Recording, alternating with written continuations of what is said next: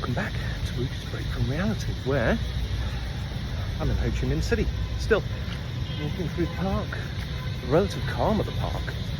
One of the things I love about these parks in Southeast Asia are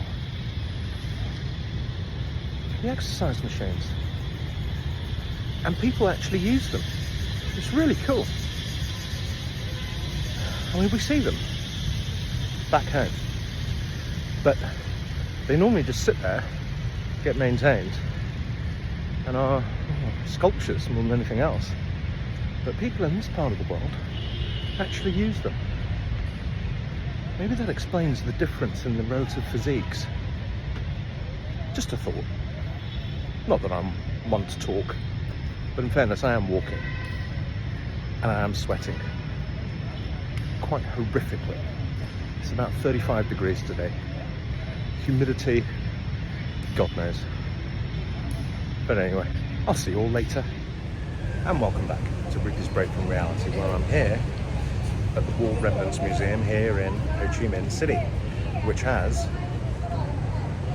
various remnants from Vietnam and the First Indochina War. Things that we used to see, things that I'm used to seeing in the movies, I actually have them right here. Ooh, tanks. Yet another sobering reminder of things that people will do to other people, all in the name of geopolitics. It's an interesting part of the world because they're sort of caught between technically three superpowers, near two superpowers, Russia and China, and then the Americans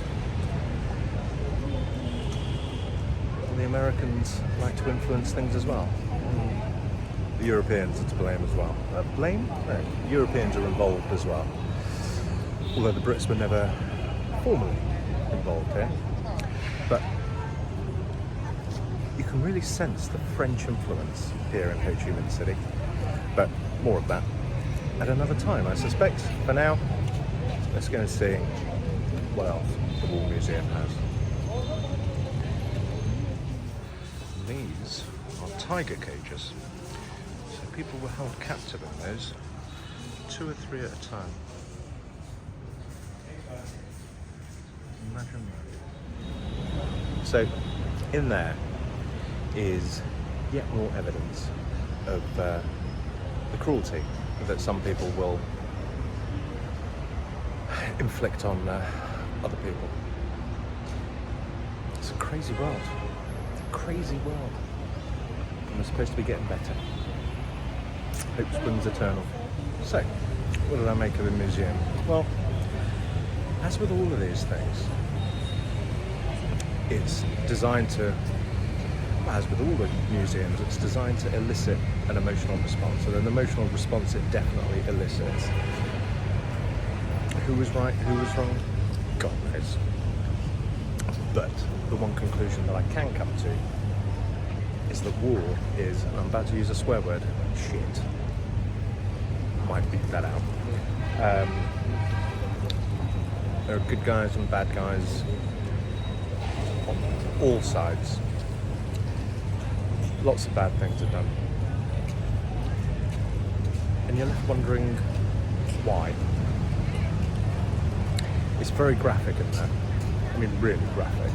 There are some very, very graphic pictures and exhibits, which it wouldn't have been appropriate to take pictures of, but I'm glad I went.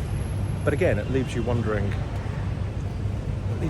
why, and it leaves you pondering the depths that human beings will plumb in their efforts to achieve whatever it is that they were trying to achieve. I'm not particularly anti-war as such, but when you see some of the things in these museums, and it was a very similar feeling in Cambodia at the Genocide Museum, you are left wondering why, and was it worth it? Who knows?